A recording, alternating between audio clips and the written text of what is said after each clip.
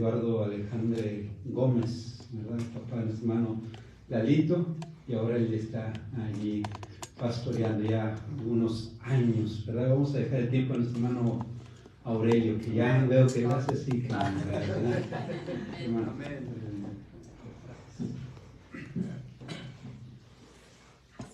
Dios los bendiga, hermanos. Amén.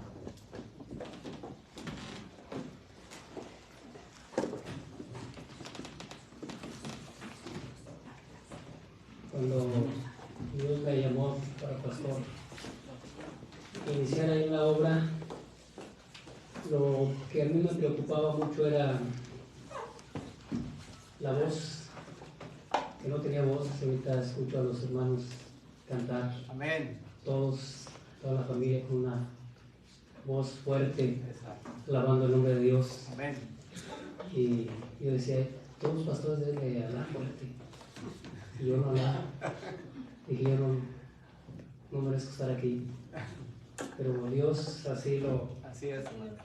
nos Amén. habla, nos escoge. Aquí estamos, Exactamente. Amén. sirviéndole a Dios. Bueno, hermanos, pues vamos a abrir nuestras Biblias ahí en el capítulo 3, donde tenemos la lectura.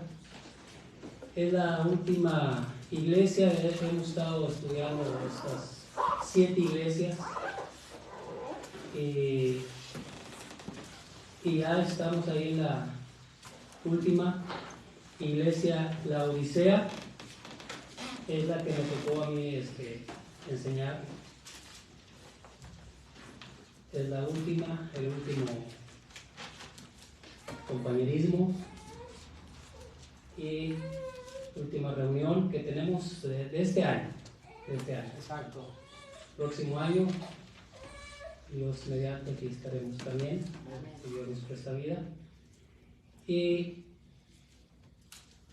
al iniciar en el año, su servidor también inició con la primera predicación en el mes de enero y nos enfocamos en quién era Dios, sus atributos,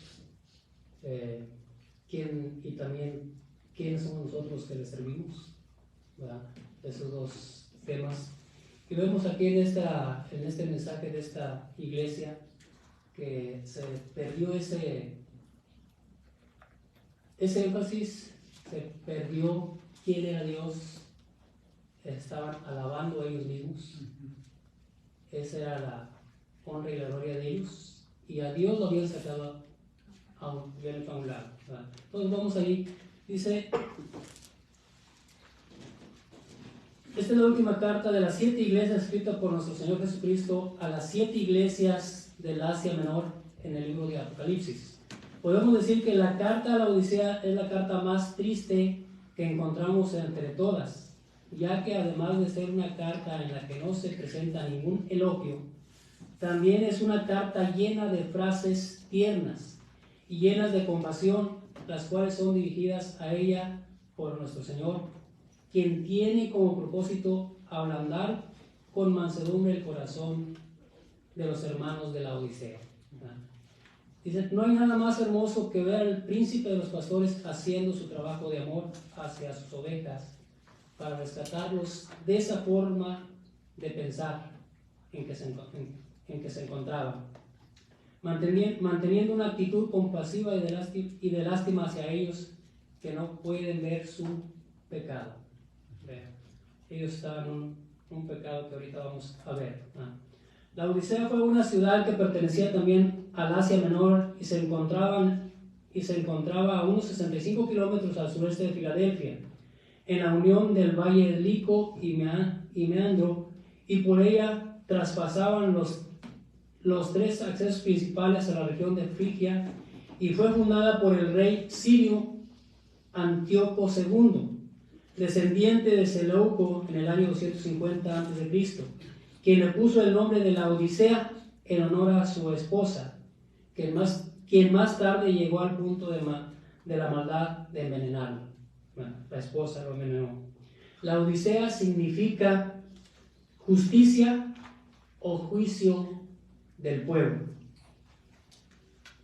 Dice, para el tiempo de nuestro Señor Jesucristo fue una ciudad muy importante desde el punto de vista comercial y profesional, ya que en ella vivía el procónsul romano en tiempos del imperio, siendo destruida en el año 1042. Fue destruida, pero debido a su riqueza, ellos mismos se financiaron y volvieron otra vez a restablecer esa ciudad. Se cree, de acuerdo al dato bíblico, que la iglesia fue fundada por Epafras, quien a su vez era colaborador del apóstol Pablo. Vamos allá a Colosenses capítulo 2, del 1 al 3. Allí encontramos ciertos datos. Colosenses capítulo 2, del 1 al 3, el que lo tenga puede ayudarnos a leer.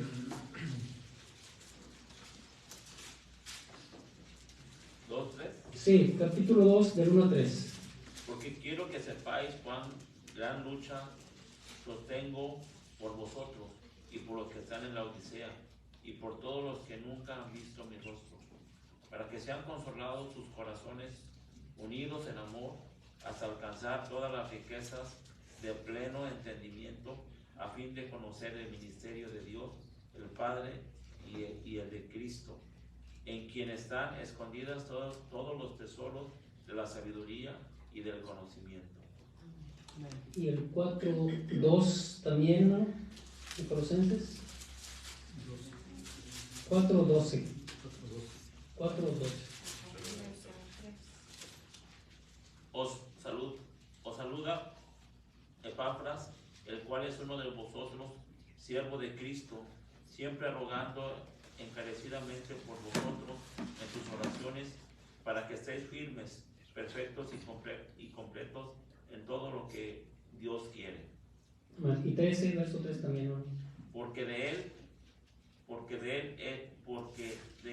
doy testimonio de que tiene gran solicitud por vosotros y por todos los que están en la Odisea y los que están en Hierópolis. Amén. Ahí encontramos también verso 15 y 16, pero así lo vamos a dejar. Encontramos que se cree que Epafras, colaborador del apóstol Pablo, fue el fundador de esta iglesia.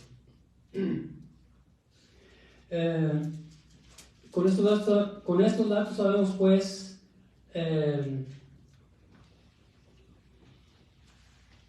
con estos dos datos importantes podemos saber primero que el apóstol Pablo conocía esta iglesia,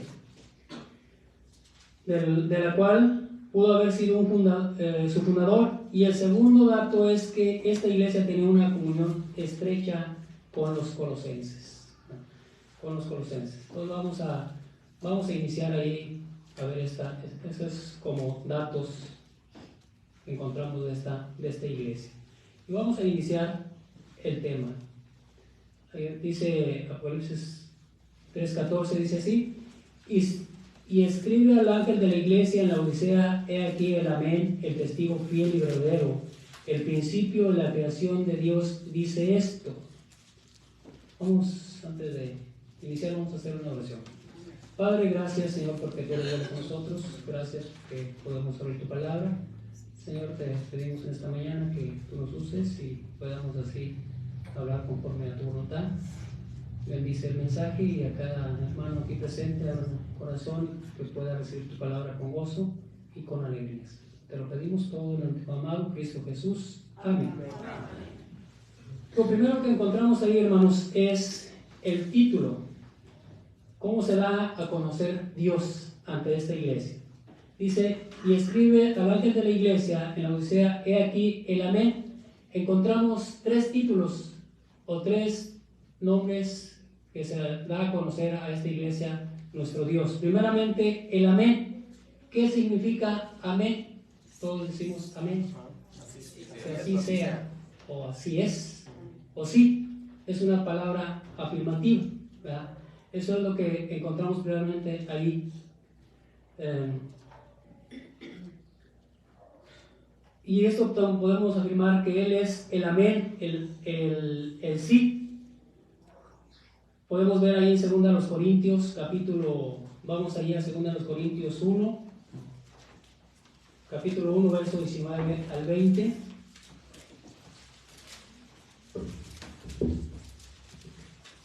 Dice así: porque el Hijo de Dios, Jesucristo, que entre vosotros ha sido predicado por nosotros, por mí, Silvano y Timoteo, no ha sido sí y no, mas ha sido sí en Él, porque todas las promesas de Dios son en Él sí y en Él amén, por medio de nosotros para la gloria de Dios. Entonces tenemos que se presenta como el sí, ¿verdad? El amén.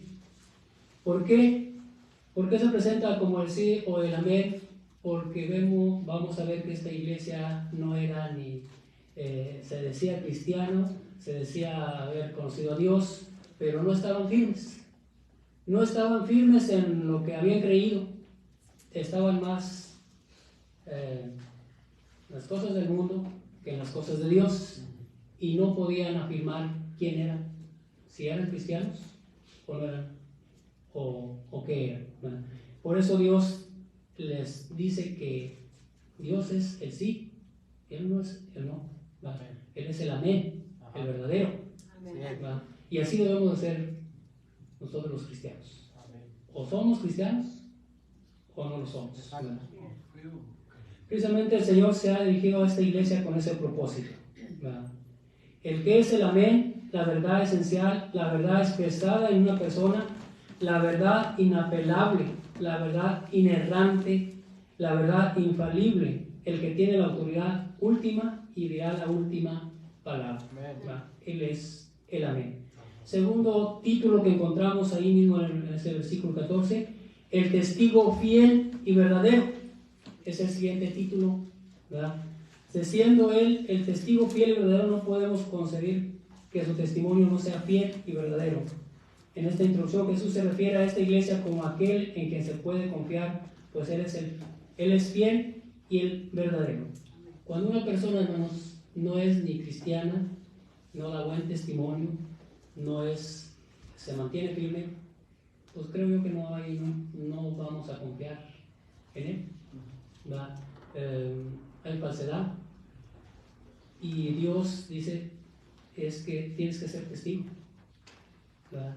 Una persona que está entre el mundo y en las cosas de Dios, pues ¿cómo puede ser testigo? Un testigo verdadero, ¿verdad? No puede ser un verdadero testigo, y por eso Dios dice que Él es el testigo, el cual Él también debe ser eso, un testigo fiel, y Él es el verdadero, no hay otro, ¿verdad?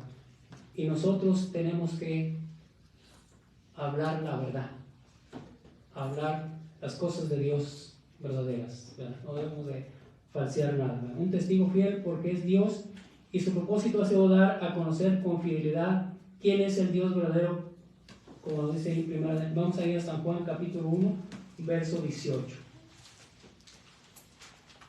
Tenemos que ser fieles. San Juan 1, 18. Si alguien me quiere ayudar a leerlo. San Juan 1, 18. Que lo tenga.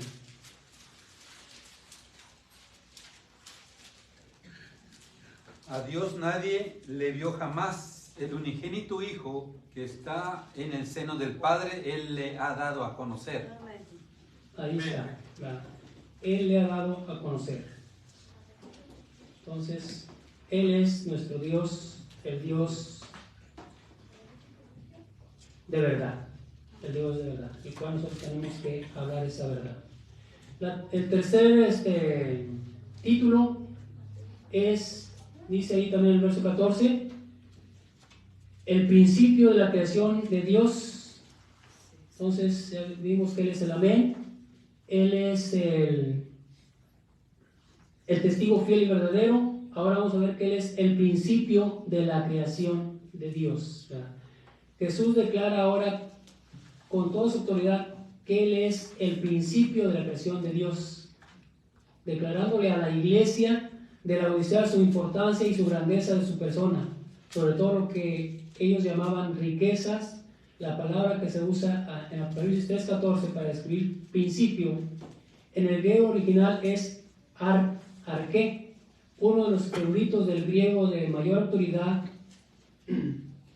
de todos los tiempos, Robertson, escribe lo siguiente: en cuanto al sentido de esta palabra, principio para Jesús no quiere decir la primera criatura criada, sino la causa primaria o la fuente original de la creación a través de quien obra Dios.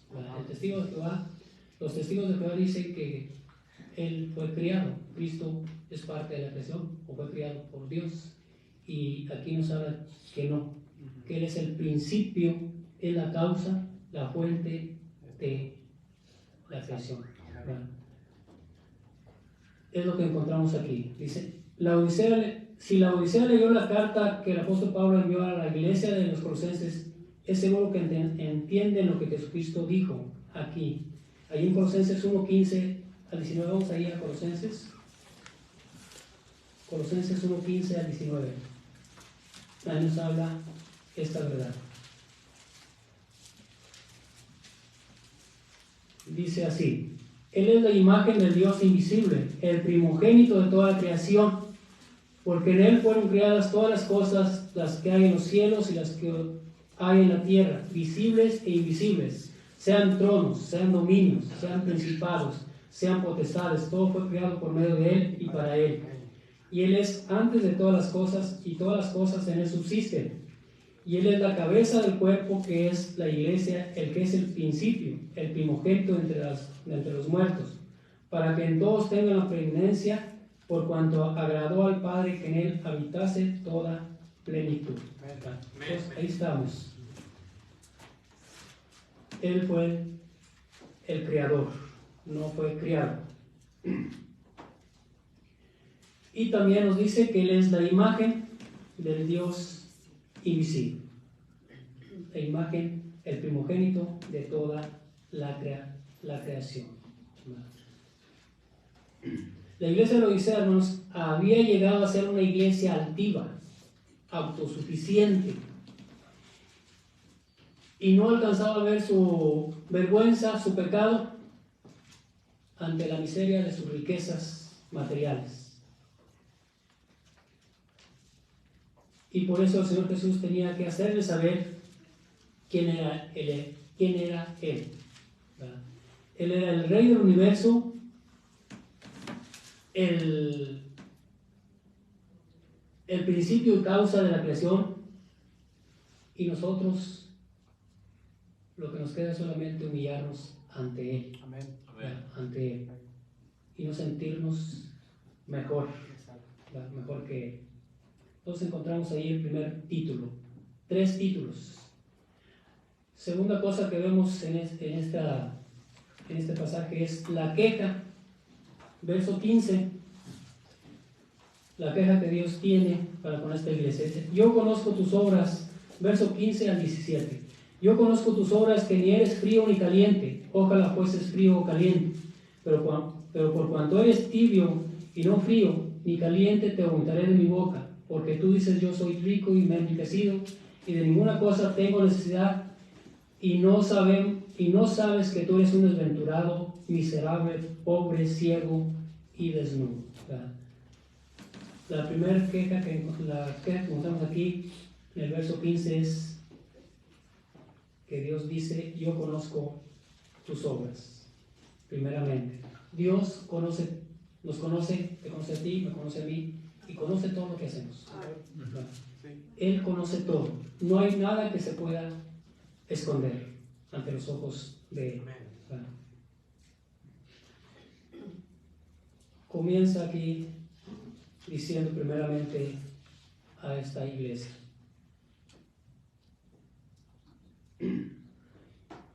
Dice, yo conozco tus obras, que ni eres frío ni caliente. Esta iglesia fue llamada por el Señor con el calificativo de frío, de tibia. Dice, yo conozco tus obras, que ni eres frío ni caliente, y ojalá fueses frío o caliente. En otras palabras era tibia, dice el verso 16. Pero por cuanto eres tibia, así la conoció el Señor, tibia. una iglesia que no tenía convicción en la palabra de Dios. Por eso él le dice, o le da este calificativo, y le dice: ojalá fueses mejor fría o caliente y no tibio. El caliente, hermanos, es una persona fiel que está viviendo, ¿verdad?, gozoso en las cosas de Dios. El frío el frío es aquel que no quiere saber nada, pero tiene la oportunidad de conocer al Señor. Hay probabilidades. Tenemos ejemplos de personas frías. Y ahorita vamos a ver. Dice, el frío tiene la oportunidad de conocer al Señor, pero el tibio es indiferente. Y por esa causa, dice, te vomitaré de mi boca. Ejemplo de hombres fríos, tenemos al apóstol Pablo, que fue una persona que odiaba, perseguía y pues no quería saber nada de Dios, y al terminar se convierte en el mejor hijo de Dios, ¿verdad?, el mejor apóstol que llevó el mensaje a los gentiles. Ejemplo de tibios, el rey Agripa, que se quedó con casi personas, en Hechos 26, 28. Vamos ahí a ver Hechos 26, 28, el que lo tenga.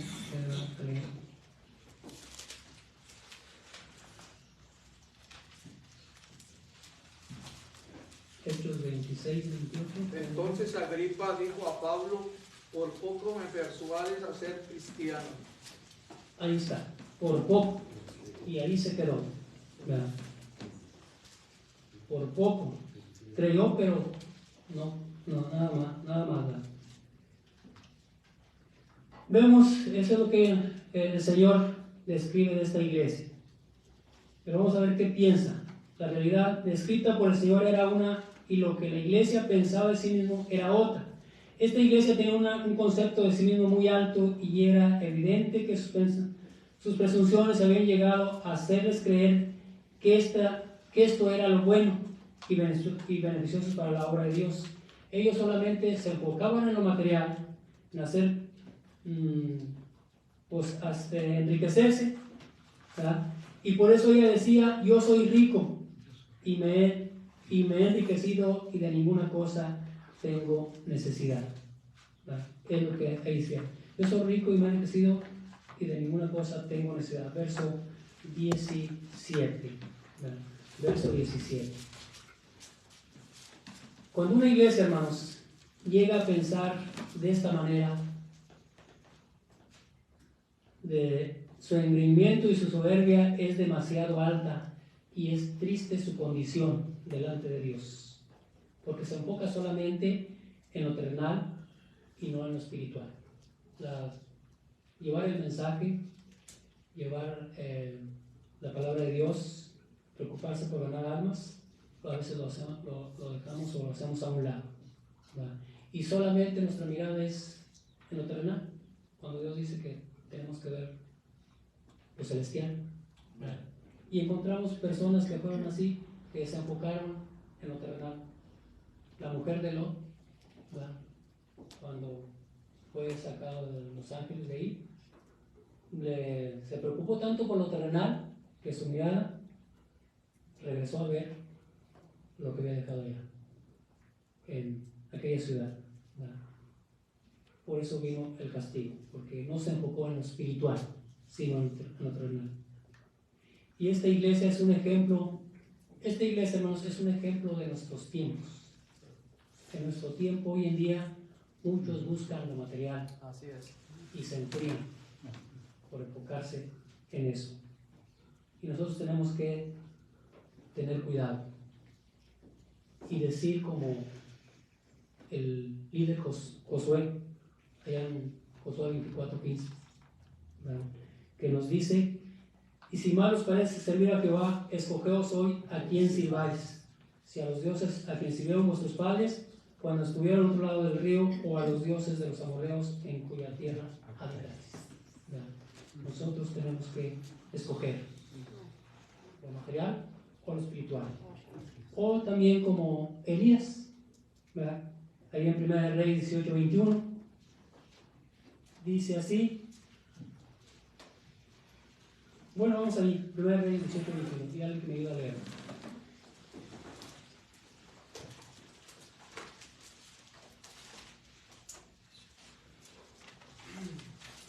Y acercándose Elías a todo el pueblo, dijo: ¿Hasta cuándo claudicaréis vosotros entre dos pensamientos?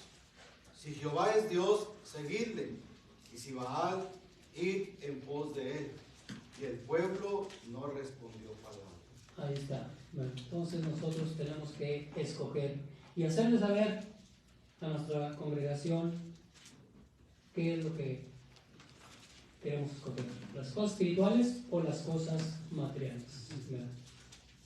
Esta iglesia había llegado a ser autosuficiente desde el punto de vista económico y social, de tal manera que no necesitaba del poder del Señor para obtener lo que llamaba bendiciones. Era una iglesia de grandes posesiones y de mucho dinero.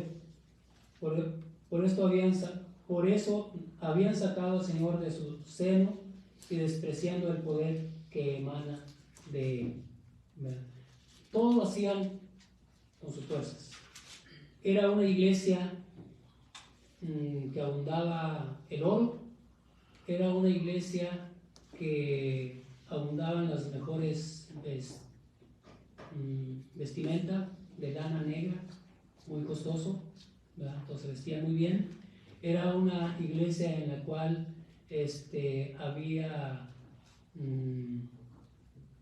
se fabricaba un líquido colirio para los ojos, y también, ¿verdad? Tenían todo, en sí tenían todo. El Señor describe la realidad de esta iglesia. Dice: después que el Señor le describe a la iglesia de Laodicea lo que él sabía que ella se creía, le declara de inmediato lo que él piensa que ella es en verdad. Trata de hacerlo caer en la realidad. Y no sabes, dice ahí, y no sabes, verso 17 al final, y no sabes que tú eres un desventurado, pobre, desventurado, miserable, pobre, ciego y desnudo. Y vamos a ver esas palabras que el Señor le hace saber. Desventurado, dice: no sabes que tú eres un desventurado. Desventurado, hermanos, es uno que es infeliz, desdichado y desgraciado, uno que no posee la felicidad de ser portador de las bendiciones de Dios. Así era. Ellos se sentían que tenían todos, pero en realidad no tenían nada, no eran felices. Muchos dicen que el dinero es que trae la felicidad o las cosas materiales, pero aquí vemos que ellos tenían todo y eran desventurados. Miserable. Miserable es uno que es agarrado, arrastrado, avaro, canalla, mezquino, roñoso, incapaz de dar o compartir con amor lo que posee. ¿Estaremos así? En esos calificativos, tristemente, ¿verdad? ¿No nos gusta? Roñoso, No. Pero así dice que Dios es franco. Dios sabía por qué les decían así. Lo habían abandonado, lo habían dejado, y sabía que merecían esa palabra, miserable.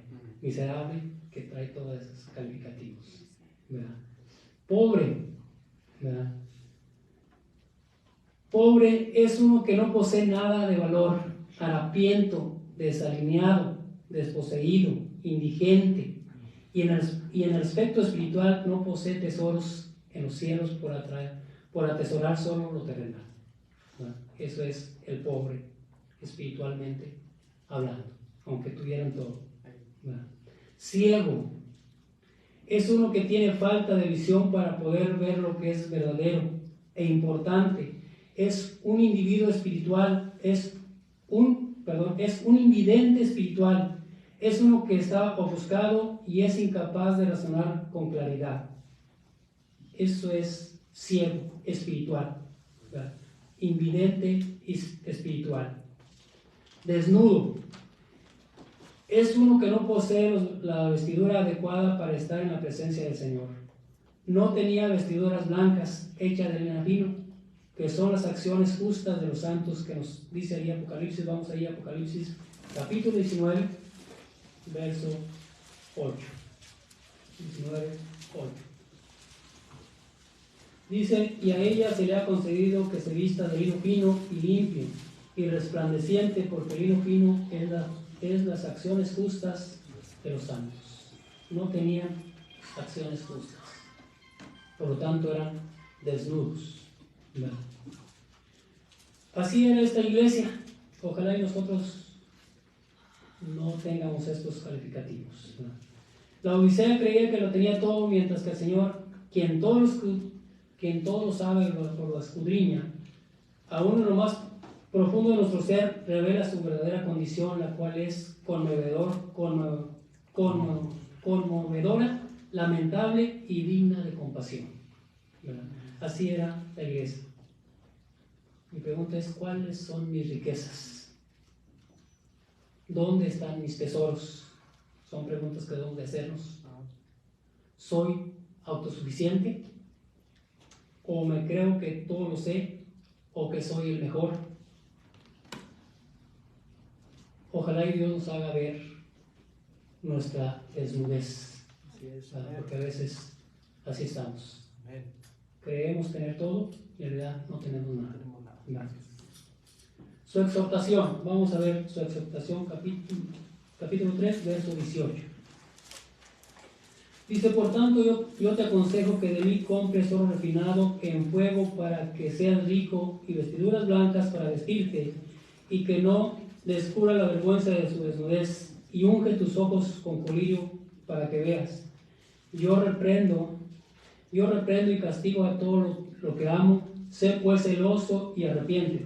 He aquí yo estoy a la puerta y llamo. Si alguno oye mi voz y abre la puerta, entraré a él y cenaré con él y él conmigo. La exhortación a esta iglesia le hace saber la verdad con mucha ternura. Le dice: por tanto yo te aconsejo, ¿verdad? Es lo que le dice allí. Yo te aconsejo, o le da el consejo qué es lo que debe de comprar de él. Dice: yo te aconsejo que de mí compres oro refinado, ¿verdad?, para que seas rico. El oro refinado, hermanos, comprar oro refinado en fuego, que dice oro refinado en fuego. Sabemos que el oro, entre más refinado, más puro, más valor tiene. Entonces se necesitaba eso, un oro refinado, puro. Obras que sean dignas para la gloria de Dios, que pasen la prueba, ¿verdad?, a través del fuego, bajo el fundamento de Cristo. Estos creyentes tenían que entender que sus obras no eran realizadas en la fuerza y el poder de Dios, que nos lleva a hacer que nuestras obras sean permanentes, como nos aconseja ahí en 1 Corintios capítulo 3, versos 7 al 15, que dice así: así que ni el que planta es algo, ni el que riega, sino Dios que da el crecimiento. Y el que planta y el que riega son una misma cosa, aunque cada uno recibirá su recompensa conforme a su labor. Porque nosotros somos colaboradores de Dios, y vosotros sois labranza de Dios, edificio de Dios. Conforme a la gracia de Dios que me ha sido dada, yo como perito arquitecto puse el fundamento y otro edifica encima. Pero cada uno mire cómo sobreedifica. Porque nadie puede poner otro fundamento que el que está puesto, el cual es Jesucristo. Y si sobre este fundamento alguno edificare oro, plata, piedra preciosa, madera, heno, hojarasca, la obra de cada uno se hará manifiesto, porque el día la declarará, pues por el fuego será revelada, y la obra de cada uno, cual sea el fuego, la probará. Si permaneciere la obra de alguno sobre edificos, recibirá recompensa. Si la obra de algunos se quemare, él sufrirá pérdida, si bien él mismo será salvo, aunque así como por fuego. Nuestras obras van a pasar por el fuego para ser probadas. Y ese es el oro que fue aconsejado aquí, oro refinado con fuego. También le aconsejó de igual manera a comprar vestiduras blancas, dice, ¿verdad?, en juego para que seas rico, y vestiduras blancas para vestirte, ¿verdad?, y cubrir la vergüenza de su desnudez. Estas vestiduras, hermanos, las cuales Jesús le recomienda a la iglesia de la Odisea, son definidas en Apocalipsis 19:8. Vamos allá, Apocalipsis 19:8, como las acciones justas. 19:8, ¿verdad? Y a ella se le ha concedido que se vista de lino fino y limpio y resplandeciente, porque el lino fino es las acciones justas de los santos. No tenía ninguna acciones justas estos, por eso Dios le aconsejaba que se vistiera con vestiduras blancas, ¿verdad? Qué triste para esta iglesia. Y la última exhortación que encontramos ahí, verso 18, es al final que unja sus ojos con colirio para que vea. ¿Verdad? Última exhortación que se le da, que proceda a ungirse los ojos con colirio para que vea la realidad lamentable en que se encontraba, y no sea el hazmerreír del mundo cuando llegue el momento de la realidad, cuando estemos en la presencia del Señor. ¿Verdad? Estemos ahí pensando que estamos bien, sin saber que no estamos trabajando, sirviendo a Dios como debe de ser. ¿Verdad? Ojalá y Dios nos dé ese colirio que es a través de la palabra de Dios. ¿Verdad? Verso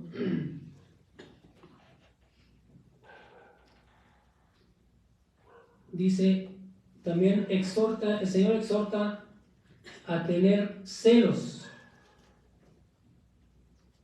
Verso 19. Dice, yo reprendo y castigo a todo lo que amo, sé pues celoso y arrepiéntete. También le aconseja o le exhorta a tener celos santo de Dios y arrepentirse. Primeramente, dice, yo reprendo y castigo al que amo. A veces no nos gusta la disciplina, pero en el libro de Hebreos nos habla, en capítulo 12, de que si somos hijos de Él, nos va a disciplinar. Y si no somos bastardos, ¿verdad? Los que no son. Así es de que amemos la disciplina, que es para nuestro bien. ¿Verdad? Le aconseja también que tenga celos de Dios. Ese celo que nos lleva a vivir en santidad y a hacer estímulos para que otros también tomen ánimo para contribuir a la expansión de la obra de Dios. Celos de Dios, esa santidad y ese servicio a Dios, ¿verdad? Pero para eso tenemos que tener ese celo santo. Vamos a ver 2 Corintios 9, versículo 1 al 2.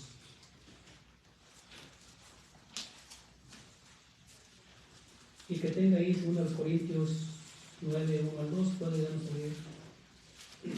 Cuanto a la administración para los santos, es por demás que yo os escriba, pues conozco vuestra buena voluntad, de la cual yo me glorío entre los de Macedonia, que Acaya está preparada desde el año pasado, y vuestro celo ha estimulado a la mayoría. Ahí está, vuestro celo ha estimulado a servir, a trabajar. Y ahí en el verso 19 también al final dice, y arrepiéntete. El consejo final es arrepentirte, reconocer. Arrepentirse es reconocer que estamos mal y dar la vuelta. El Señor llama a la Odisea a humillarse. El arrepentirse es también humillarse, ser humilde, a bajarse del pedestal en que ella se había colocado. Les llama a verse frente a Dios y a darse cuenta de que no es nada ni nadie, para que de esta manera pueda comenzar a buscar lo que realmente tiene valor espiritual. ¿Verdad?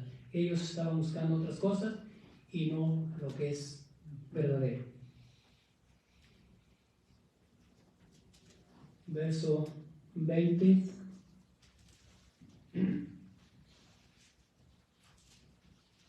Encontramos ahí que ellos, ¿hasta dónde habían llegado? Era tanto su afán por lo material, por las cosas terrenales, que habían hecho a un lado a Dios. Y por eso el verso 20 encontramos que dice: he aquí yo estoy a la puerta y llamo, si alguno oye mi voz y abre la puerta, entraré a él y cenaré con él y él conmigo. El creyente, la Odisea, había echado fuera al Señor con su actitud, y por eso él estaba ahí tocando la puerta, para que si alguien lo escuchara y abría la puerta, podría estar con él en comunión, ¿verdad? He aquí yo estoy a la puerta y llamo, si alguno oye mi voz, abre la puerta, entre él y cenaré con él y él conmigo. Con esta declaración. Con esta declaración vemos, hermanos, que Dios amaba a la iglesia y nos ama, te ama a ti y me ama a mí, ¿verdad? Y dice: yo estoy todavía aquí, aunque me ha sacado, sigo aquí, esperando a ver si hay alguien, ¿verdad? Casi siempre por lo regular este versículo lo usamos para testificar y aplicarlo a la gente incrédula, pero es para nosotros, para el cristiano, ¿verdad?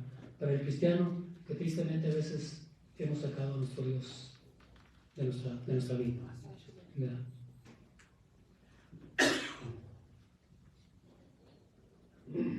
Vemos también, ya para el último punto, es la recompensa, verso 21. La recompensa, si es que queremos buscar a nuestro Dios. Verso 21 al 22 dice: al que venciere le daré que se siente conmigo en mi trono, así como yo he vencido y me he sentado con mi Padre en su trono. El que tiene oído, oiga lo que el Espíritu dice a las iglesias. La recompensa del Señor, aquí nos habla de que todos podemos, aún que podemos arrepentirnos y podemos buscarlo, ¿verdad? Dice: al que venciere. Verso 21, al que venciere. El Señor Jesucristo utiliza esta expresión al terminar todo y cada uno de los mensajes a las 7 iglesias de Asia Menor, a las cuales se dirige en estos 2 capítulos de Apocalipsis. El Señor indica con esta expresión que evidentemente hay indicios de que todos los creyentes pueden lograr la victoria. Y el Señor hace evidente con esta expresión al que venciere, y deja claro que está hablando a cada uno en particular. No está hablando a un grupo, sino a cada uno, al que venciere. Y el Señor también invita a la Odisea a lograr en conjunto esta enseñanza, ¿verdad? A cada uno en particular, ¿verdad? Es lo que tenemos que hacer. Otra recompensa que encontramos aquí también es que vamos a recibir lo que Él ya obtuvo cuando Él murió. Dice ahí, dice que venciere le daré lo que se siente conmigo en mi trono. Él ya está, al morir, resucitó y ahorita está sentado a la diestra del Padre. Amén. Y dice: al que venciere, yo también haré que esté donde yo estoy. ¿Verdad? Al que venciere le daré lo que se siente conmigo en mi trono, así como yo he vencido. Nos promete eso, ¿verdad? Una recompensa maravillosa, ver al Señor Jesús sentado y ofreciendo ese trono también a nosotros.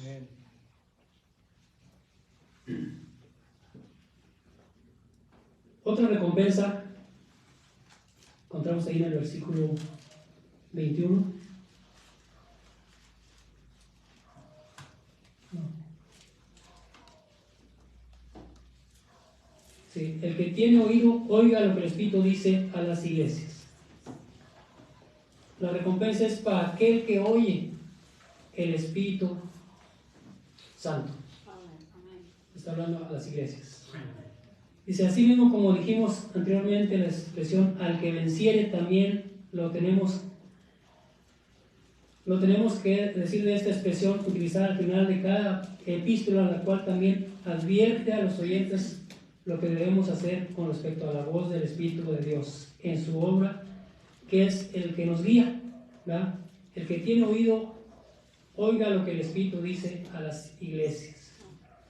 Ojalá Dios nos dé ese oído de escuchar el Espíritu Santo y de obedecerle como Él nos está invitando. El propósito del Señor a esta iglesia, hermano, es que cada creyente conozca su responsabilidad frente a Él, porque en el día del Señor no habrá excusa. Todos tenemos que escuchar lo que el Espíritu nos dice y obedecer para que nadie, cuando estemos en la presencia de Dios, nadie se retire avergonzado, porque Él nos conoce. Él sabe lo que hacemos. Él nos conoce en la realidad. Y nosotros mismos nos condenamos si no estamos obedeciendo. ¿Verdad? Hermanos, pues que el Señor nos ayude a ser fieles, a no ser fríos, ¿verdad? A no ser fríos ni tibios, sino mejor calientes, que es lo que Dios nos dice. Que hay que ser fieles a trabajar solamente para la gloria de Dios y no para trabajar para nuestra gloria, como esta iglesia. Trabajar para honrar y glorificar su nombre, no viendo lo de los demás, sino solamente con la mirada puesta en el galardón, en Cristo Jesús, confiando en su poder eterno. Porque si no, pues no podemos llegar al final. Si nuestra mirada se desvía como esta iglesia, no vamos a llegar nunca al final. Y que Dios nos guarde, hermanos, de tomar algún día la gloria que le pertenece a Dios para glorificarnos nosotros, creyendo que con lo material podemos ser lo mejor. Vamos a hacer una oración. Palabra. Padre, gracias, Señor, porque tú eres bueno con nosotros. Gracias por este tiempo que permites estar expresando tu palabra, Señor, que pueda caer en buena tierra este mensaje, que nosotros como iglesia, Señor, podamos entender que necesitamos hacer cambios, arrepentirnos si es que hemos sacado a nuestro Dios de nuestra vida y nos hemos enfocado en otras cosas que son vanas, que son materiales, que son también, en nuestra forma de pensar, orgullo, altivez y engreimiento, y que, Señor, podamos ser humildes ante ti y podamos servirte día con día en el lugar donde nos encontramos. Bendícenos y sé con cada uno de nosotros en este lugar y ayúdanos si hay algún error en nuestra vida, podamos cambiar y así ofrecerlo a ti para mejorar. Bendícenos y en tus manos ponemos todos. Te lo pedimos todo en tu amado Cristo Jesús. Amén. Amén. Dios bendiga. Amén.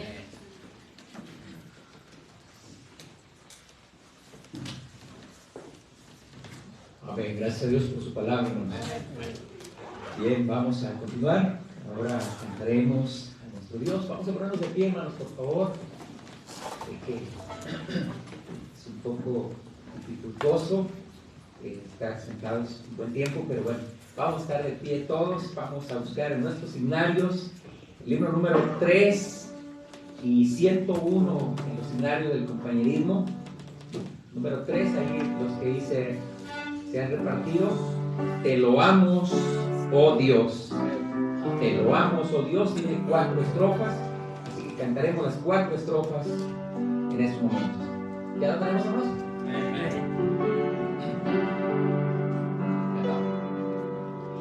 Te loamos, oh Dios, con unánime voz, en Cristo tu Hijo nos diste perdón. Aleluya, te alabamos, cuán grande es tu amor. Aleluya, te adoramos, bendito Señor. Te loamos, Jesús, y en tu trono de luz has dejado por darnos salud en la cruz. Aleluya, te alabamos, cuán grande es tu amor. Aleluya, te adoramos, bendito Señor. Te damos gloria, Santo Consolador, que nos llenas de gozo y santo valor. Aleluya, te alabamos, cuán grande es tu amor. Aleluya, te adoramos, bendito Señor. Unidos a la gran Trinidad, que es la fuente de gracia y tu libertad. Aleluya, te alabamos, cuán grande es tu amor. Aleluya, te adoramos, bendito Señor. Bien, hermanos, ocupen sus lugares. Y creo que tenemos un himno más. Es el himno número 322. Ahí los que tienen sus himnarios, el himnario bautista y el himnario del compañerismo es himno número 145. Este himno es más corto, tiene tres estrofas solamente. Habladme más de Cristo. Qué bendición el poder escuchar la enseñanza de la palabra de nuestro Dios. Tremenda exhortación para cada uno de nosotros. Habladme más de Cristo.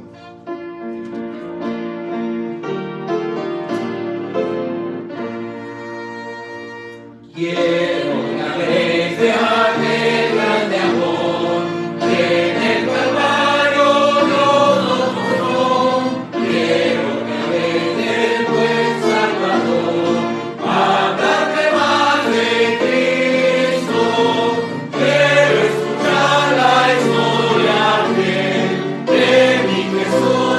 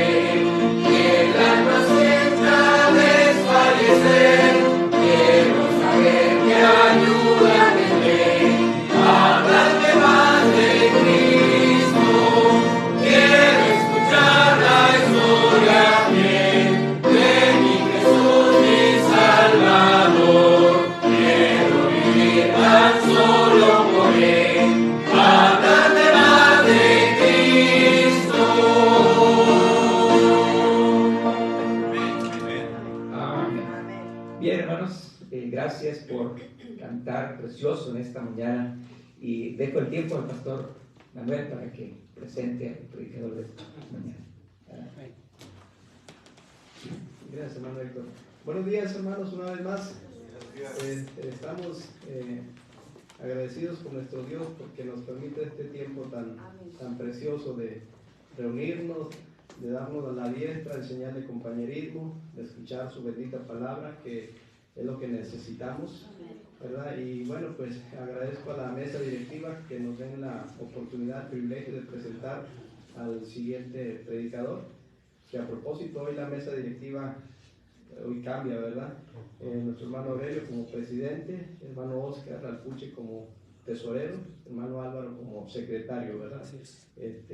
Pues gracias a Dios por nuestros hermanos que durante este tiempo han estado al frente de nuestro compañerismo, y pues hoy va a salir humo blanco, entonces, ¿verdad? Vamos a ver que Dios siga usando a los pastores de aquí de la región, ya que yo creo que el compañerismo es una bendición, ¿verdad? Y entonces pues damos gracias por ello. Hermanos, pues, ¿qué puedo decirles del hermano que nos va a compartir a continuación? Él va a tener dos tiempos, es decir, esta parte, después hay un receso y sigue compartiéndonos la palabra del Señor.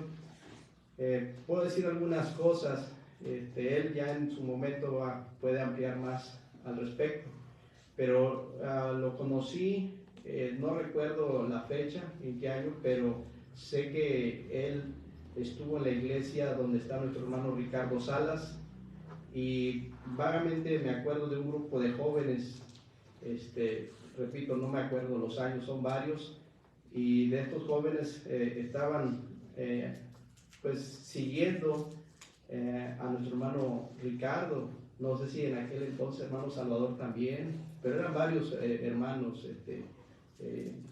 y bueno, lo recuerdo de ahí. Después ya nos supimos de él.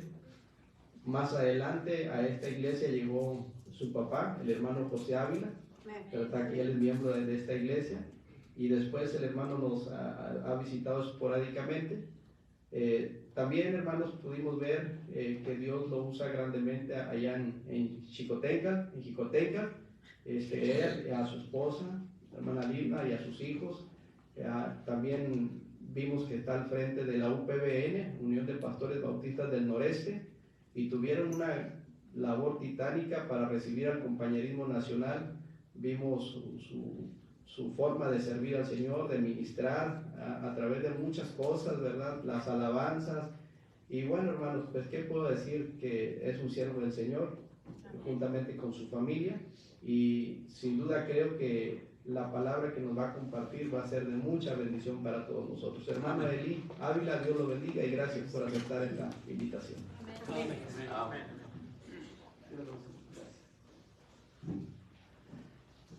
Buenos días, hermanos. Que el Señor les bendiga. Es un honor, hermanos, una bendición estar aquí compartiéndoles a los pastores de esta región, muchos conocidos, algunos tal vez no, ¿verdad? Pero sabemos que somos hermanos en Cristo y es una bendición, ¿verdad? Poder estar aquí. Gracias, hermano, por el mensaje, hermanos, de verdad edificante y como decía el hermano, lo que necesitamos. Y pues estoy agradecido con Dios por esta iglesia, hermanos, que ha sido de enorme bendición para mi papá, ¿verdad? Y para mí también, ¿verdad? Ver cómo él ha crecido en este lugar en pocos años, y doy gracias a Dios, ¿verdad? Porque él está aquí en esta iglesia. Y vamos a, pues simple y sencillamente recordar, ¿verdad? Que por ahí el hermano Salvador y yo fuimos compañeros de milicia, allá en la iglesia Monte Oreo, donde decía nuestro hermano Ricardo Salas fue nuestro pastor, y gracias a Dios, ¿verdad? Porque pues salimos más o menos de ahí, ¿verdad? Ya también hermano pastor y su servidor también. Hace 20 años, hermanos, fui a Mante a estudiar, y después de 3 años gradué. Ya tengo 17 años en la iglesia donde estamos, Iglesia Bautista Berea, en Jicotenca, Tamaulipas, y por la gracia de Dios, de verdad, hermanos, por la gracia de Dios, estamos ahí todavía y seguimos adelante. Pues, hermanos, vamos a la Biblia. Quiero compartirles, hermanos, un poco del libro de Lucas. Si me acompañan al libro de Lucas, capítulo número 9, por favor, hermanos. Lucas, capítulo 9. Vamos a tener una lectura alternada, si me ayudan, antes de comenzar.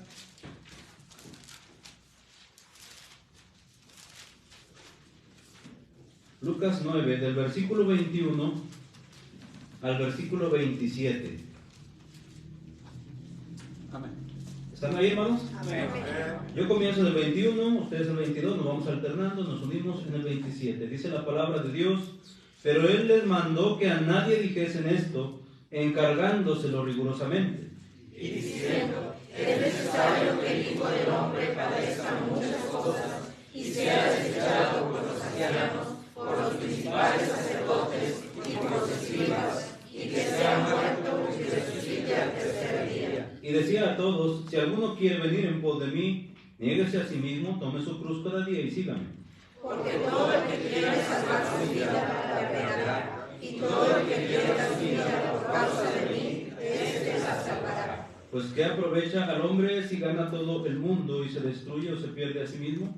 Porque el que se avergonzara de mí y de mis palabras, de él se avergonzará el Hijo del Hombre cuando venga en su gloria y en la del Padre y de los santos Todos. ángeles.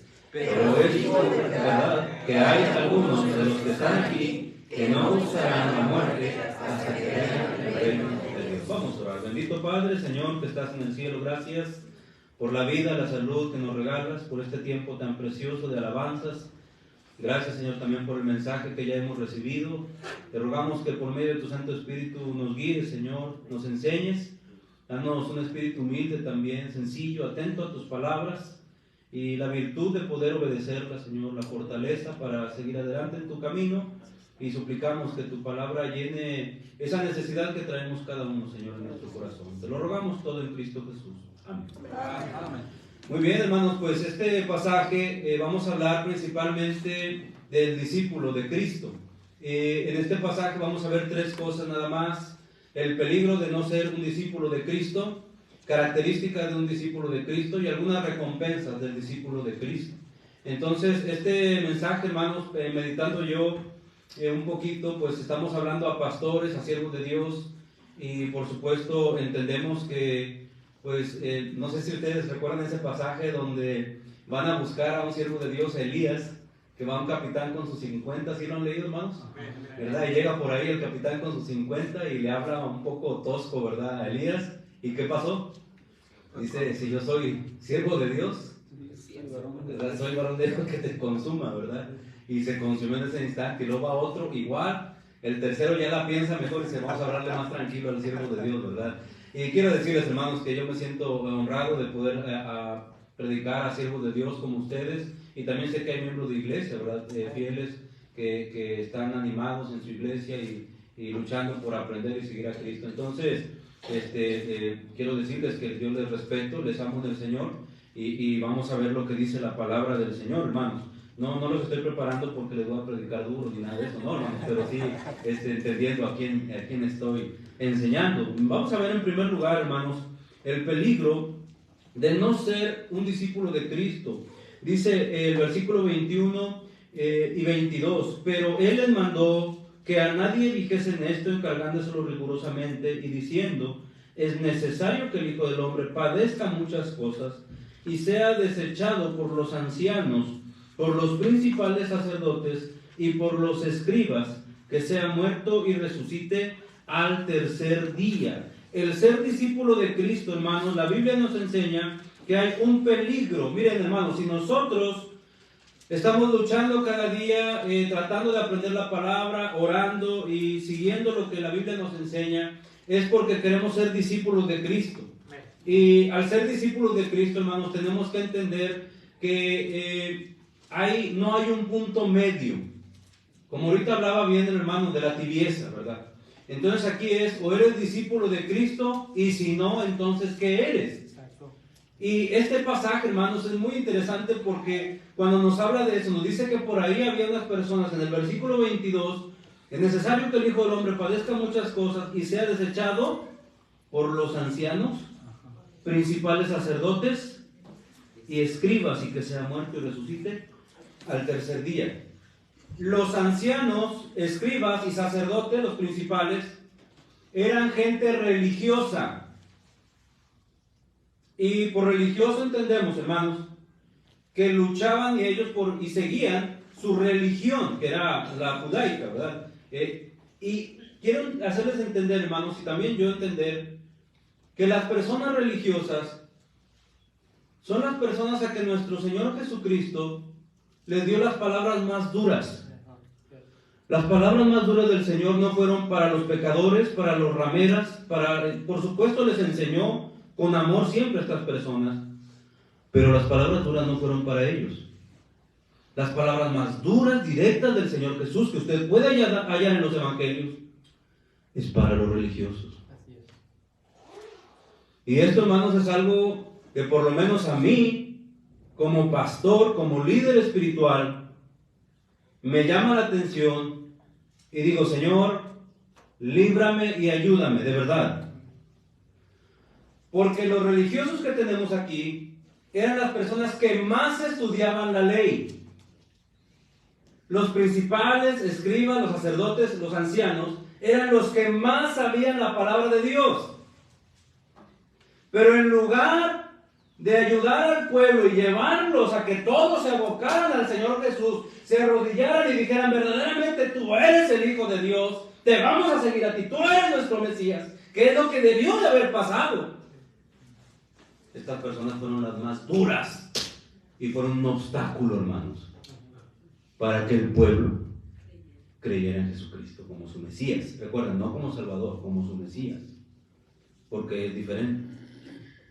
Pero son ellos, hermanos, los religiosos. Ahora, ¿dónde quedamos nosotros? Porque nosotros somos los que constantemente estamos estudiando las Escrituras. Espero que así sea, ¿no es así, hermanos? Estudiándolas, enseñándolas.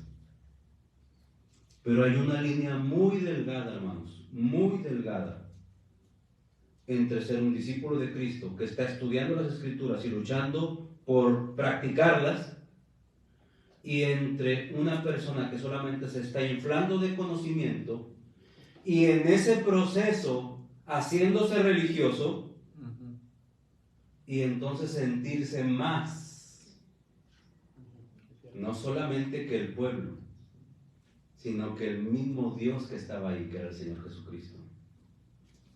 Entonces, el peligro de no ser un discípulo de Cristo es que ¿dónde quedamos? Si no estamos, si no cumplimos las características que vamos a ver, hermanos, entonces no somos discípulos de Cristo, nos quedamos en el lado religioso. Los religiosos, hermanos, a propósito, tengo aquí algunas nada más características. Usted puede, yo sé que usted sabe muchas más, pero tengo algunas características aquí importantes de un religioso. ¿Cómo identificamos un religioso? Un religioso siempre está enojado, siempre está amargado, no saluda a nadie, quiere que todos le saluden a él. ¿Se acuerdan de los fariseos? Añoraban los primeros lugares. Y no que aquí está mal los primeros lugares, ¿verdad? Por supuesto que no. Dice la Biblia, acércate más para oír, ¿verdad? Que para ofrecer el sacrificio de los necios. O sea, en la iglesia yo creo que sí deberían de buscar los primeros lugares. Pero aquí estamos viendo que en cenas, en cosas que hacían los judíos, ellos buscaban el que llegara primero, ¿verdad? Los de menos adelante porque eran los más listos, los mejores. Y el Señor Jesucristo siempre atacando este tipo de actitudes y de cosas. Entonces, un religioso siempre amargado, enojado, no saluda, hace pensar que todo lo sabe. ¿Conocen personas así, hermanos? Desafortunadamente yo sí. No les puedes enseñar nada a ellos. Así es. Porque ya lo saben todo. Por favor, hermanos. La Biblia es infinita, de verdad. He escuchado, en una ocasión, escuché a 3 pastores hablar del mismo pasaje. Los 3 pastores dieron una enseñanza tremenda, pero diferente. Y uno se queda, wow, bendita es la palabra de Dios. Porque es la palabra de Dios, no somos nosotros. Pero el religioso siempre está queriendo poner los ojos de las personas en sí. Yo he hecho esto. yo edifiqué esta iglesia. Yo, el yo-yo, ¿verdad? Famoso. Y el Señor Jesucristo ataca esto, porque de verdad, si algo aborrece el Señor es este tipo de orgullo, estas cosas, hermanos. Y hasta hay un principio en la Biblia que dice que el que se exalta, un principio, hermanos, bíblico. Pero el que se humilla será enaltecido. Los religiosos, hermanos, hacen pensar que todos lo saben. A veces, hermanos de mi iglesia me llegan, hermano, le tengo una pregunta. Y siempre les digo, acuérdense que yo no sé todo. Lucho por estudiar la Biblia. Digo, pero digo, no se preocupe, la Biblia sí lo sabe todo. ¿Verdad? Y si no lo sabemos usted ni yo, pues vamos a estudiar. ¿Verdad, hermano? Porque no lo sabemos todo. Y les aseguro que varios de ustedes, como sus servidores, hemos leído la Biblia varias veces. Y ahí estamos, y no dejamos, no debemos dejarla de leer, de estudiar. No debemos, pero no lo sabemos todo. Pero el religioso, ¿cuál es su actitud? Me acuerdo mucho, y no estoy atacando a nadie, al contrario, esto de que le voy a platicar, ahorita van a ver. Era yo estudiante, estaba creo que en primer año, y me mandaron a una iglesia, era una iglesia grande, ¿verdad? No era de Manta, para que no piensen, ¿verdad? Era una iglesia grande, me acuerdo, y entonces yo, más jovencito, todavía no estoy viejón tanto, ¿verdad? Pero más jovencito, yo me subí a predicar, y terminé, y se me acercó uno de los hermanos, era líder de esa iglesia, y se me acercó, dice, quiero decirte algo, hermano. Y digo, sí, hermano, dígame. Dice, cuando te subiste, yo dije, ¿qué me va a enseñar este chavito? Así dijo él, en su corazón. No, hombre, ¿qué me va a enseñar este chamaco? Y para la gloria de Dios, dice, cuando te bajaste, dice, cuando te enseñaste, dice, me fuiste de mucha bendición, me dijo el hermano. Dice, Dios cambió mi actitud. Y digo, gracias a Dios, porque fue su palabra, no fui yo. Pero a veces nosotros tenemos ese tipo de actitudes, hermanos. ¿Qué me va a enseñar este hermano? No, hermanos, no. Cuidado, porque el religioso es una de sus características, ya lo sabe todo. ¿Qué me van a enseñar a mí? Tengo tanto de graduado, tengo tanto de hacer iglesia, tengo tanto... No, cuidado. El religioso, hermanos, el religioso tiene falta de gozo. Dijo alguien por ahí, ¿quieres saber si eres religioso? ¿Cuándo perdiste tu gozo? ¿Tienen gozo, hermanos? Amén. Dice la Biblia que el gozo del Señor es nuestra fortaleza. Exactamente. Hermanos, que no. Me acuerdo de un mensaje que dio mi tío, el hermano Ricardo. A mí me pegó de verdad, hermanos. Él hablaba de el hombre de la mano seca. Y él le enseñaba que como a veces hay creyentes que no saludan. El hombre de la mano seca tenía este impedimento, no podía saludar. Y daba una aplicación, no fue esa la enseñanza, pero dio una aplicación y yo me quedé, porque yo era de las personas también que no saludaba. No me parecía importante, ¿no? Y cuando oigo, Señor, perdóname, cuando escuché eso, perdóname. Entonces yo empecé a saludar a todos, a sentir otro gozo diferente y el Señor empieza a cambiar. Hay muchas cosas que uno tiene que cambiar todavía, pero el Señor va ahí enseñándonos y de verdad, me acuerdo mucho de esa enseñanza, pero ¿eres de los que saluda a todos, hermano? Espero que sí. Y si no, nunca es tarde para empezar. Amén. El religioso no tiene ese gozo. Qué hermoso poderle decir. Sufrimos unos años de pandemia donde no podíamos abrazarnos ni estrecharnos la mano, ¿no? Qué triste. A mí sí me dolía. Exacto. Que a veces llegaban hermanos a la iglesia de lejito, hermano. Sí. ¿Verdad? Y tremendo, ¿verdad? Muy doloroso, porque en realidad el compañerismo es hermano, si nos da gozo. El religioso ya no tiene gozo, hermano, le repito, siempre tiene esta mala actitud. A veces se da cuenta quién va a predicar y ya no va a la iglesia. No quiere ser edificado. Simple y sencillamente el religioso quiere juzgar, indicar. Eso no se hace así, eso está mal. Aquel hermano no debería de vestirse así. Eso que está en la iglesia como que no está bien. Eso es el religioso, porque no tiene gozo real en su corazón. Y a los compañerismos y a la iglesia solo va a criticar, a juzgar lo malo. Exacto. ¿Notan cómo un religioso puede hacer tanto daño? Y el peligro, hermanos, es que si ustedes y yo, como hijos de Dios, como hermanos en Cristo, como gente que quiere seguirle, no ponemos atención a ese tipo de cosas, en lugar de estar siendo un discípulo, podríamos estar en el otro lado de esa línea, convirtiéndonos en religiosos. Entonces ese es el primer asunto, hermanos. El peligro de no ser un discípulo de Cristo es que ya te estás haciendo religioso. Y desde el punto de vista no mío, bíblico, eso es muy triste. Y son de las cosas que más enojan al Señor. Les repito, las palabras más duras del Señor fueron para estos hombres, los religiosos. Te pregunto, hermano, ¿eres un discípulo de Cristo? No me digas amén. Ahorita vamos a ver. ¿Eres un discípulo de Cristo? Y si no lo eres, ¿dónde estamos?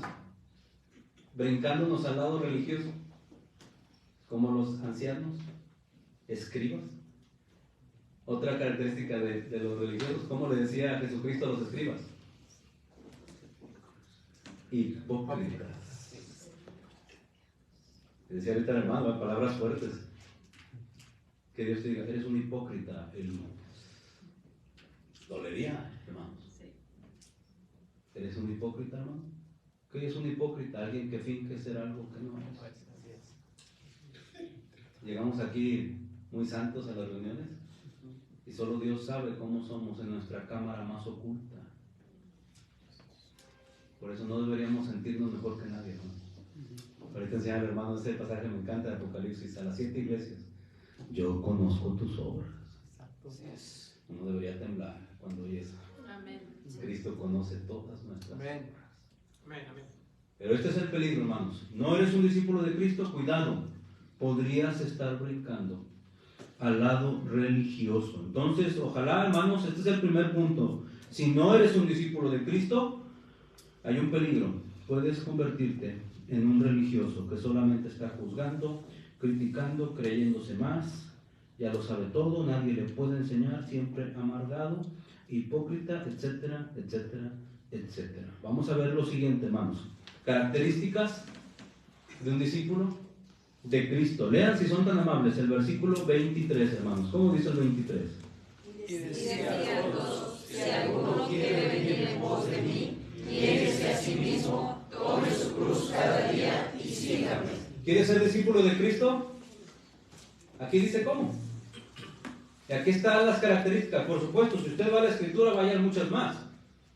Muchas más, pero aquí hay características muy, muy marcadas, hermanos. Dice, si alguno quiere venir en pos de mí. El discípulo de Cristo, hermanos, viene en pos de Cristo. ¿Qué significa, hermano, venir en pos de Cristo? Toma la posición del discípulo. ¿Cuál es la posición del discípulo? ¿Se acuerdan que Pablo mismo dice que él fue discípulo a los pies de Gamaliel? ¿Qué implicaba, hermano, ser discípulo de alguien? Sentarse a los pies de alguien para aprender. Decía ahorita el hermano, ¿verdad? Del hermano Ricardo Salas. Éramos un buen grupo, ¿te acuerdas, Salvador? Éramos varios por ahí, ¿verdad? Que salimos pastores algunos y otros siguen sirviendo, otros por ahí también se han perdido, desafortunadamente. O sea, no hay garantías, hermanos, en la obra de Dios. Por eso dice la Biblia, el que piense estar firme, mire, que no caiga. E incluso nosotros que ya somos pastores y líderes, no estamos exentos, mis hermanos. El Señor nos libre, pero no estamos exentos. Entonces la Biblia nos enseña, hermanos, que un discípulo viene en pos del maestro, de el rabí. Gamaliel fue aquel maestro o rabí por el cual Saulo fue enseñado. Él le seguía. Por ahí tenemos también ahí un pasaje donde se acuerdan que una mujer, dos mujeres hermanas estaban por ahí en su casa. Llegó el Señor Jesucristo y una afanada, ¿verdad? Con los quehaceres. Pero la otra, ¿dónde estaba? Sentada a los pies de Cristo. Una mujer que quería ser discípula de Cristo. Lucas es un autor muy moderno, hermanos, de verdad. Porque si usted estudia el libro de Lucas, generalmente Lucas nos da un milagro con un varón y luego un milagro con una mujer. Un asunto con un varón y luego una mujer. Siempre está haciendo eso. Nótenlo en la Biblia, en Lucas. Y esto nos habla de que Lucas era muy moderno, un hombre muy preparado, pero hacía énfasis en estas cosas. Y llama la atención, hermanos, que ahora el Señor Jesucristo también nos enseña, de hecho es en Lucas, donde María está sentada a los pies de Jesucristo. Ella quiere ser discípula. Y de hecho el Señor le dice, ¿verdad? No es que no sean importantes los quehaceres. Algunos de los pastores aquí, líderes religiosos, en el buen sentido, hermano. Yo no soy líder en la iglesia, de todo esto. ¿Les toca alguna vez hacer el aseo del templo, no? Y gracias a Dios, porque hay iglesias donde ya los hermanos dicen, pastor, no se preocupe, aquí. Pero a veces hay iglesias, la mía, que todavía a veces nos toca también. Los que han ido allá, hay mucho pasto, hay que chapolear, hay que mucho trabajo en lo físico, en esto. Pero lo hacemos con gusto. Tal vez no es nuestro trabajo principal, pero podemos hacerlo y lo hacemos. Pero la Biblia nos enseña que el trabajo principal del siervo de Dios es la oración y la palabra, ¿no? Ministrar la palabra. Entonces, para esto tiene que haber una preparación, obviamente. Entonces, María nos enseña que el discípulo se pone a los pies. Aquí estamos nosotros tratando de estar a los pies de Jesús, porque esta es su palabra. Y deberíamos de tener un tiempo diario, pastores, y yo sé que esto no es nuevo para ustedes, pero un tiempo diario de pasar. Decía el pasaje que enseñaba el hermano, te aconsejo que compres de mí oro. El oro en la Biblia tiene que ver, hermanos, con la deidad, con Dios. Te aconsejo que compres de mí, no dice que obtengas. O sea, hay que pagar un precio. Y el precio es estar ahí en la Biblia. Estudiando. Pidiéndole a Dios que nos guarde de ser gente que se infla de conocimiento y que se cree más que los demás. Estudiamos para practicar. Y todo lo que aprendemos debe de ayudarnos a amar. Y bueno, son cosas que a veces batallamos con ellas. Pero hermanos, la Biblia nos enseña, ser discípulo es venir en pos de Jesucristo. María a los pies del Señor Jesús, tomando una posición de discípula. Y ojalá nosotros también, hermanos, podamos entender que tenemos que ser discípulos para Cristo. Enseñarle a la gente a venir en pos de Él, no de nosotros. Otro error que comete, hermanos, el líder o un religioso, como lo tenemos aquí, es que ellos enseñaban a la gente a seguirlos a ellos. Y cuando llega alguien que quita la mirada de ellos, se enojan y por eso terminan matando y crucificando al Señor Jesucristo. Porque Jesús quitó la atención de ellos a Él. Y toda la gente decía, ¿quién es este que enseña con tanto denuedo? Con autoridad. No como los escribas y fariseos. No como los religiosos, decían ellos. Y cuando escuchaban la palabra del Señor Jesús, ellos se quedaban impactados, maravillados, felices. Y con retos en su vida y en su corazón. Pero a veces nosotros cometemos el error, hermanos, de en lugar de enseñar a la gente a ser discípulos de Cristo, a ser discípulos de Elí. Dice, ¿sí saben quién es Charles Spurgeon? Sí saben, ¿verdad? El príncipe de los predicadores. Yo no sé mucho de su vida, no me he metido tanto a su biografía, pero por ahí leí alguna vez algo que dice que él andaba en la calle, creo que en las calles de Londres, no sé dónde era, él parece, y andaba él por ahí y había un borrachito ahí tirado, ¿verdad? Y le dice, Spurgeon, le saluda Spurgeon, y todo ahí tirado del alcoholizado, y le dice, yo soy uno de tus discípulos, le dice.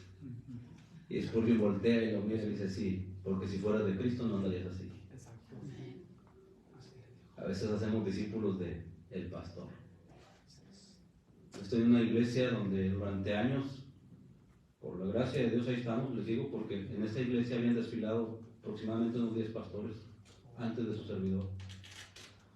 Porque esa gente quería seguir a una persona que ya se había ido. Lo digo abiertamente.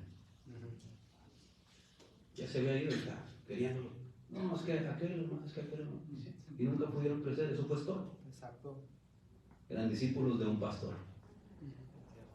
Porque los discípulos de Cristo siguen adelante. Amén. Seguimos, sí, con luchas, pruebas, caídas a veces, resbalones, ¿no es cierto, hermano? Pero luchando por seguir a Cristo. Amén. Pero cuidado con estar haciendo discípulos del pastor. Discípulos de Cristo. Amén. Que sigan a Jesús.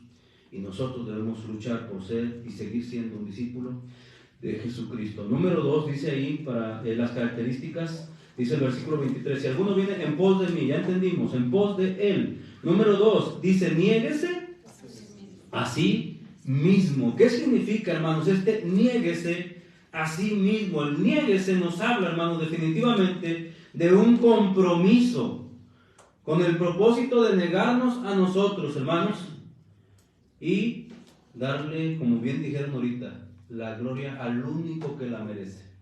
Se llama Jesucristo.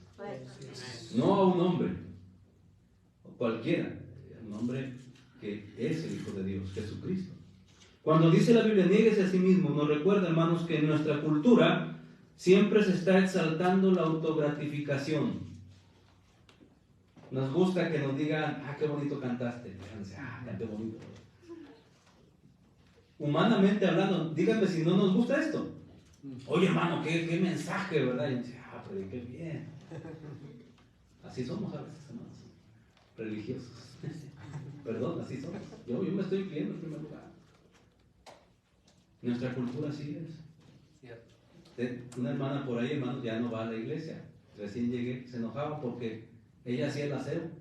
Y el domingo, pues, normal todo, y luego se enojaba conmigo. Y decía, ¿por qué se enojó? Dice, es que usted no dijo que yo hice el aseo.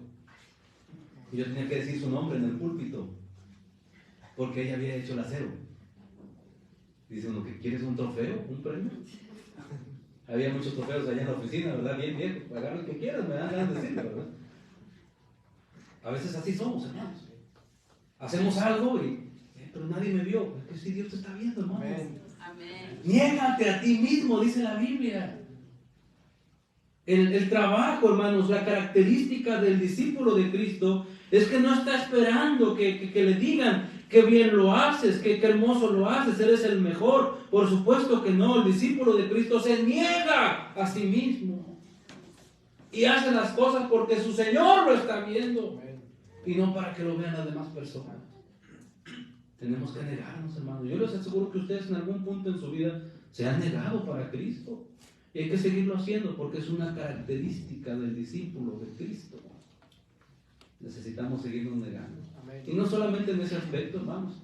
Díganme si no es cierto, a veces nos negamos en cuestión de nuestra familia. ¿Cuántas veces hemos dejado nuestra familia por ir a predicar a un lugar, por estudiar las Escrituras, por ir con un hermano que falleció o cosas por el estilo?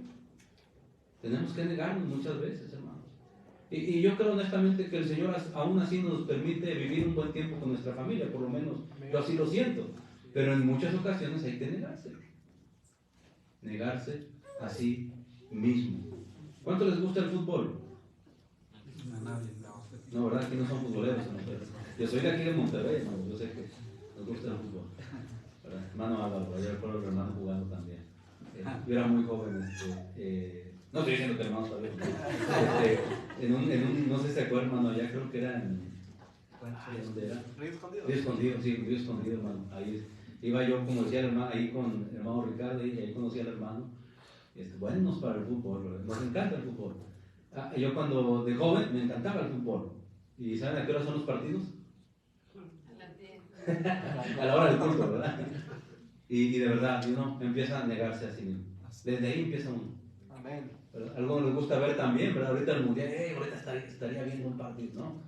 Queremos escuchar la palabra. Uno se está negando a algo.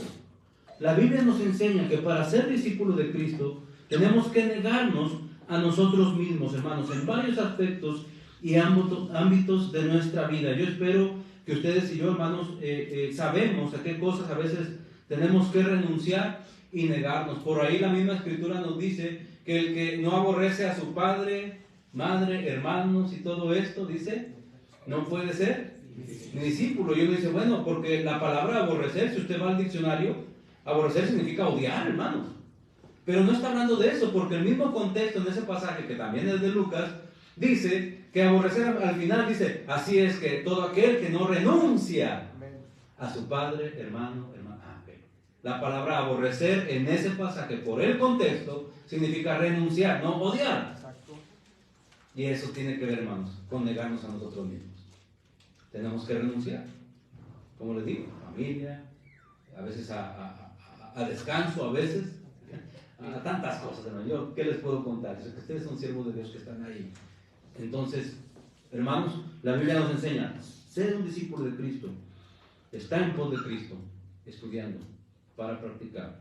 Y niégate a ti mismo. Y número 3, ahí mismo en el versículo 23, dice, si alguno viene en pos de mí, niéguese a sí mismo. ¿Qué más, hermanos? Tome su cruz cada día.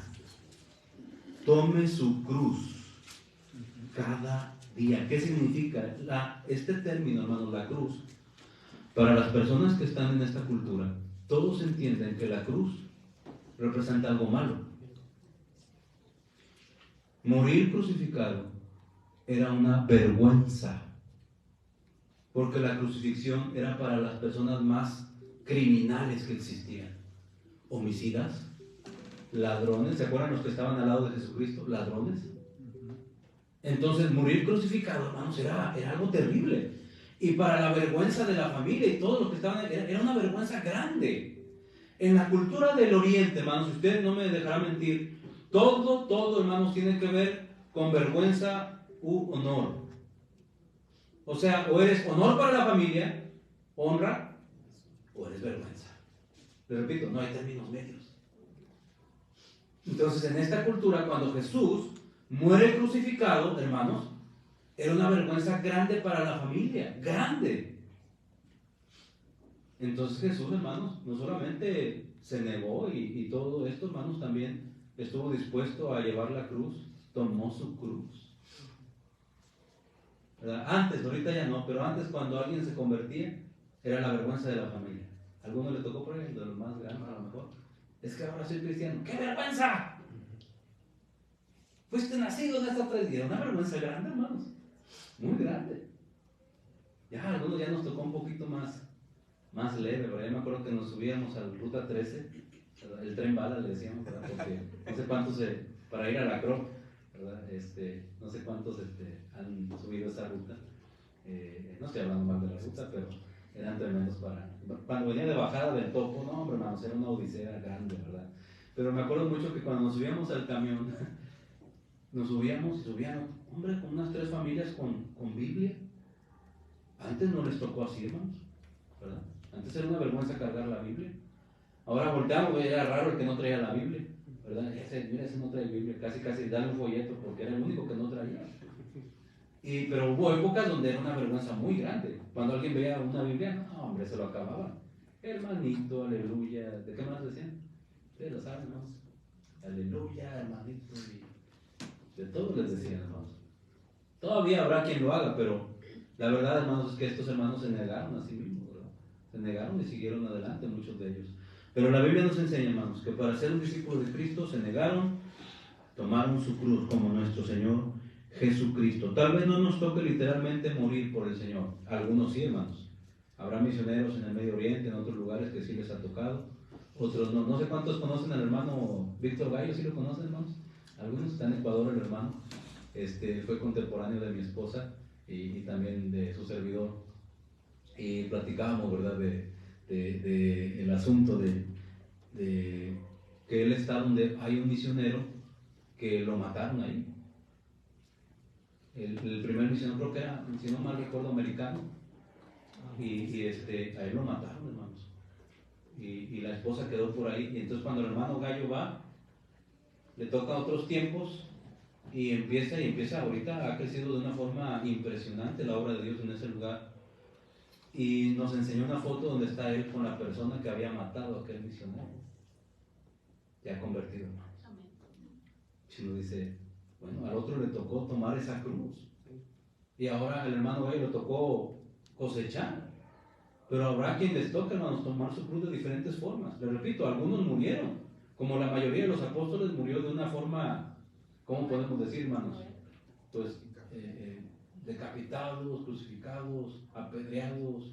Creo que el apóstol Juan lo metieron en aceite hirviendo. O sea, según las historias, ¿verdad?, que hay y tradiciones también. Pero a ellos les tocó tomar su cruz de esa forma, a nosotros tal vez de otra. La Biblia dice, ¿quieres ser mi discípulo?, dice Jesucristo, debes de estar dispuesto. Tal vez no nos toque morir físicamente, pero dice, tome su cruz cada día. ¿Nota esa frase? ¿Qué significa cada día, hermanos? Que todos los días algo a lo mejor nos toca padecer. Algo va a tocar padecer. De hecho, ¿qué dice la Biblia? Cuando empezamos a leer, dice que Jesucristo en el 22 le dice, es necesario que el Hijo del Hombre padezca muchas cosas. Si a Jesucristo le tocó padecer, sus discípulos también. Claro, Jesucristo fue glorificado, dice que Él también nos glorificará, hermanos. También. Entonces, dice la palabra del Señor, tome su cruz cada día. Le repito, tal vez no muriendo físicamente, pero cada día algo tenemos que morir, algún estorbo, alguna mala actitud, un pecado, algo que esté estorbando la obra que tú haces para el Señor. Pagar un precio grande, hermanos. Entonces, esto es las características. Y por último, dice, tome su cruz cada día y síganme. Seguir al Señor Jesucristo, hermanos, implica literalmente servir. Para ellos, hermanos, como cuando ahí dice, también hay términos como el oír, en la cultura de Jesús, literalmente significa escuchar. Cuando alguien oía y no obedecía, se decía, es que no oyó. Así decían ellos, no oyó. Aunque sí había oído, sabemos nosotros decimos oír y escuchar, ¿no es cierto? Aquí lo traducimos así. Bueno, en esta cultura era oír, literalmente era hacer, obedecer. Entonces, en este término, hermanos, que tenemos aquí, seguir, literalmente significaba servir. No puede decir una persona que no sirve en su iglesia que está siguiendo a Jesús. Igual nosotros, pastores o líderes. Si estás siguiendo a Jesús, implica que estás sirviendo. Y aquí hay un punto muy exquisito, hermanos, porque seguir es servir. Y algo que yo escuché de mi pastor, hermano Ricardo Salas, y que ahora de verdad yo no entendía en muchos aspectos, pero él decía desde el púlpito, me acuerdo bastante, hermanos, porque decía que los líderes, pastores y líderes de iglesias también, decía servir, o la obra de Dios, más bien, la obra de Dios no era cuántos te servían a ti. No es que tenga una iglesia de 400 que te están sirviendo. No. Dice la obra de Dios, decía él, es a cuántos estás sirviendo tú. Porque Jesús mismo dijo, yo no he venido para hacer, sino para y dar mi vida y rescate por muchos. O sea que ser discípulo de Cristo, literalmente, seguirle, significa que estás sirviendo. ¿A cuántos estamos sirviendo? En ocasiones te llamarán por ahí algún hermano de la iglesia a altas horas de la noche, ¿no? Hermano, hay este problema en mi casa. Hermano, necesito oración. Hermano, ¿cuál es el horario del pastor? No hay, hermanos. No hay, entonces yo de 6 a 5 ya, después de ahí me busquen, ¿verdad? Por ahí dicen algo, no, es que el lunes es el día del pastor, ¿verdad? Para otros toda la semana es el día del pastor, ¿verdad? Pero,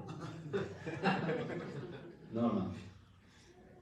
Seguir literalmente significa servir. ¿Quieres ser discípulo de Cristo? Esta es una característica grande. ¿Estás siguiendo? O sea, estás sirviendo. ¿Cuántos de tus hermanos de la iglesia los estás sirviendo? Incluso aquellos difíciles. Hay unos difíciles de servirles, ¿no? Como que no se dejan servir mucho. Aún a ellos. Amén. Sabemos de qué estamos hablando. Pero seguir implica servir. Si es que fuimos llamados, hermanos, por la gracia de Dios, a seguir a Jesucristo, a servirle. Dice también, hermanos, ahí, entonces estas son las características muy claras. ¿Cuáles son las características de un discípulo, hermanos? Viene en pos de él, se niega a sí mismo, toma su cruz cada día y le sigue, o sea, está sirviéndole. Vamos a ver, hermanos, por último, dice ahí el versículo número 24 en adelante. Porque todo el que quiera salvar su vida, la perderá. Y todo el que pierda su vida, por causa de mí, la salvará. Esto implica ser discípulo de Cristo, hermanos. Perder la vida por él. Estaba escuchando el hermano Enoch Gutiérrez, ustedes lo conocen. Ya es grande el hermano, ya está muy desgastado por la obra de Dios, de verdad. Tuvo campañas y cosas donde él se desgastó. Alguien dijo, hermanos, que la vida es como una vela. Cuando tú prendes la vela empieza a desgastarse, ¿no? Pero el trabajo y el servicio que hizo el hermano Enoch Gutiérrez, como otros muchos más, dice que es como si hubieran prendido la vela por los dos lados. O sea, era muy exhaustivo lo que él hacía. Entonces está muy desgastado, ¿no? Y una vez platicando yo con él, me decía, Elí, dice yo, dice, lo único que le pido a Dios es que cuando llegue a los últimos días de mi vida, dice, yo esté todavía predicando, me decía él. ¿Piensas así, pastor? No me lo digas. Algunos pastores no están esperando la fecha de jubilarse, de pensionarse. Algunos pastores así piensan. No, ya tantos años, y no digo que sea pecado ni que esté mal, digo que a mí me impacta la vida de este hombre porque él me decía, yo quiero que cuando el Señor me llame, yo esté todavía predicando. Y de verdad, hermanos, yo entiendo este pasaje cuando dice que el que quiera salvar su vida, la va a perder. Pero el que pierda su vida por causa de Jesús, la va a salvar, la va a hallar, la va a ganar. Entonces, a veces habrá que desgastarnos, ¿no? Por el Señor Jesús. Y hay que hacerlo para su gloria y honra. Vamos por último, recompensas o beneficios de un discípulo de Cristo. Versículo 25. Pues ¿qué aprovecha el hombre si gana todo el mundo y se destruye o se pierde a sí mismo? Hay beneficios, hermanos, hay ganancias eternas. Dice el versículo 24, salvar la vida. Cuando tú eres discípulo de Cristo, estás salvando tu vida, hermano. Cuando llegas al cielo, si tú hiciste las cosas para el Señor, habrá recompensas. Te repito, a lo mejor aquí nadie te vio, nadie te elogió, nadie te recompensó, pero Dios lo está viendo, habrá recompensa en el cielo. Salvaste tu vida. No hay nada mejor, hermanos, que invertir tu vida en Él. Y de verdad, invertirlo, ustedes saben qué es: tiempo, dinero, trabajo, esfuerzo, literalmente todo, hermanos, nuestro ser. ¿Alguna vez has puesto tu dinero en alguna actividad? Sí, porque así es, hermano. ¿Alguna vez pusiste tu tiempo? Sí. Pero dice que hay recompensa, hermanos. Has salvado tu vida. Y no estoy hablando de salvación eterna. Estoy hablando de que has salvado tu vida. Porque aquel creyente que no hizo nada para el Señor, cuando esté delante del Señor, será vergüenza, ¿no, hermano? Dice primero, cuando nos alejemos, cuando Él venga, que no nos alejemos. Entonces, mejor salvar la vida. Número 2, beneficios también, hermanos, con ganancias eternas. Dice, ¿qué aprovecha al hombre si gana todo el mundo y se destruye a sí mismo? Pero el creyente que es discípulo de Cristo está invirtiendo. ¿Alguien tiene alguna cuenta de banco? Y no es motivo de vergüenza. ¿Alguien tiene una cuenta de banco? ¿O Afore o algo por el estilo? ¿Qué tiene que hacer uno? Echarle. Y habrá un momento en que uno pueda cosechar. ¿No es cierto? Así es. Pero esto es más grande, hermanos. Porque dice la Biblia que el banco de Dios no hay polilla, ni orín que corrompe, que destruye, ni ladrones que se lo roban porque tú le estás echando la bola y de repente se lo llevó el líder. ¿No ha pasado eso? Sí. Bastante. En México y en todo el mundo. Pero cuando invertimos en el cielo, no hay quien robe. Ese banco es de verdad, hermanos. Puedes confiar. Invierte, porque habrá ganancias eternas. Una recompensa para el discípulo de Cristo. Es garantía, hermano. De Dios, no es garantía de Dios.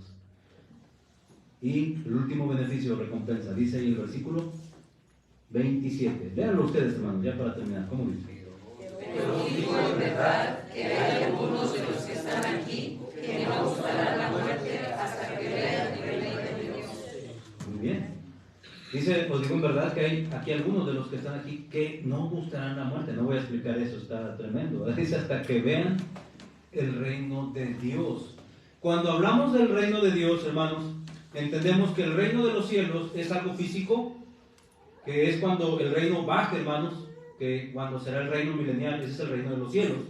El reino de Dios es algo espiritual, como tenemos en Mateo 6:33. Vamos a buscar primeramente el reino de Dios, o sea, lo espiritual, ¿verdad? Y dice, y su justicia y todas las cosas, bajo contexto de qué comeremos, qué beberemos, qué vestiremos, dice, serán añadidas. Pero el reino de Dios es algo espiritual.